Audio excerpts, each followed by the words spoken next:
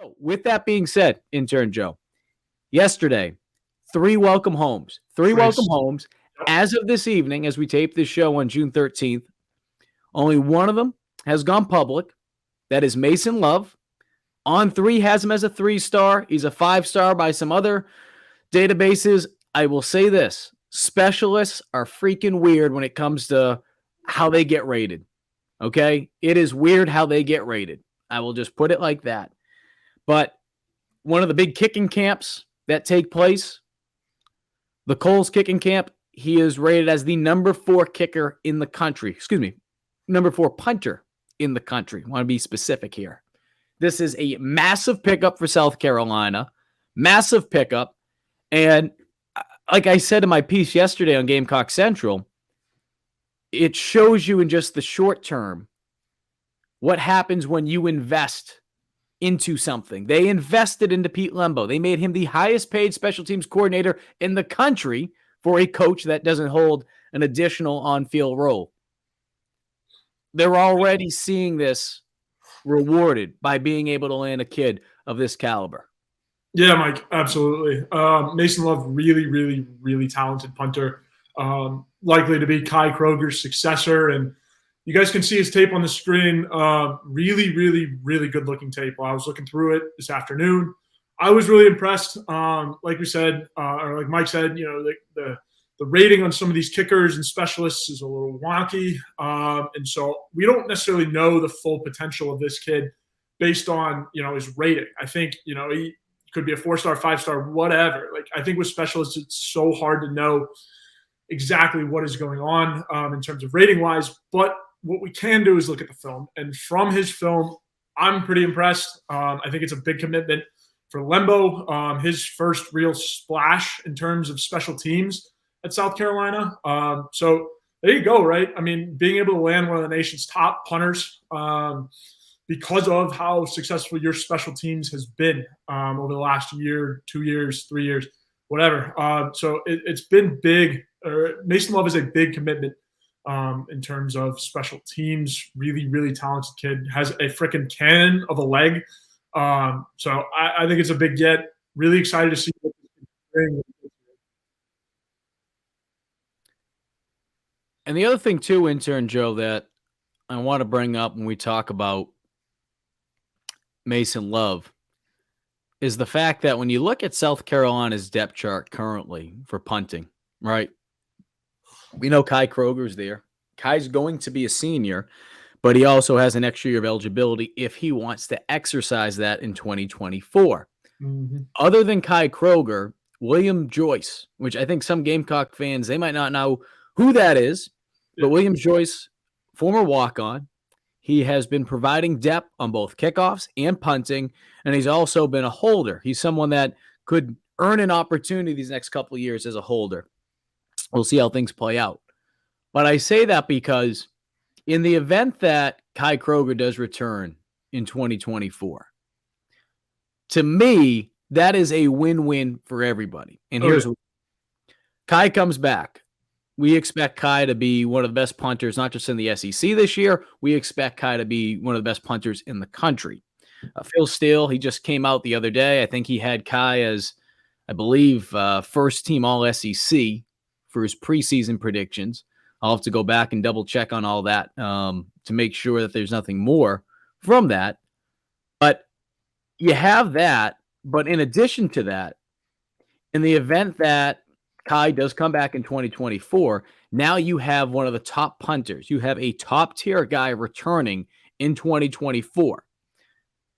Mason Love comes in, you don't have to worry about just throwing a punter, rushing them in there. We see that happen way too many times, especially with freshmen. We see it with the specialist positions. Knowing Beamer's background with special teams, knowing Pete Lembo's background with special teams. I'm not saying there's no outliers that you won't see a freshman out there for them in some regard, but I'm sure they would tell you the same, which is when you can develop a player, you can give him an opportunity to come into your program, coach him up for a year, and be able to have him go out there at that point. It makes you feel more comfortable as a coach, no question. Absolutely. But he's able to learn from a very, very, very talented And the other thing too, and I know some people don't care about hearing stuff like this, but just a good kid. I mean, Kai Kroger is one of the nicest people you'll ever meet. Oh, yeah. Have a mentor like that to be able to learn from.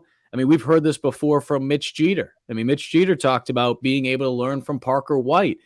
Just having that opportunity to learn from someone experienced in front of you that knows what the hell they're doing and they're freaking good at it. But when they're also a good dude, it helps everybody. You know, the egos, all that stuff. I mean, you have it at different positions. It's part of it's football. It's competition.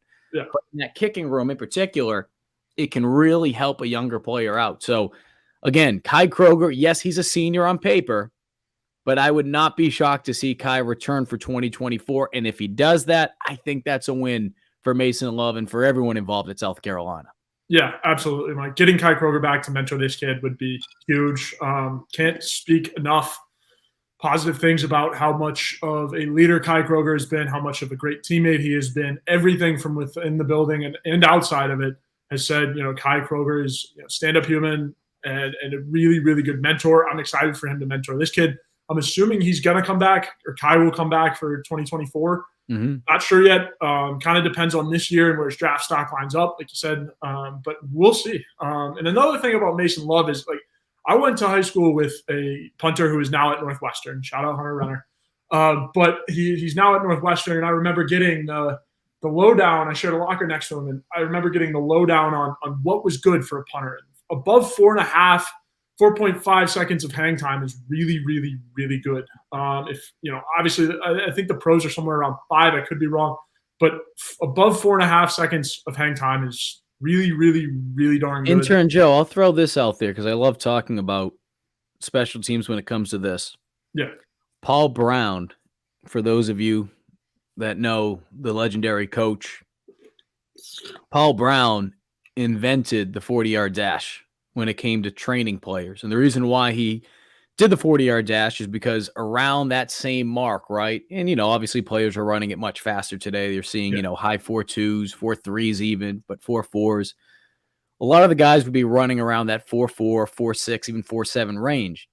That time, in that time frame, that's usually how long it takes to run down and cover a punt.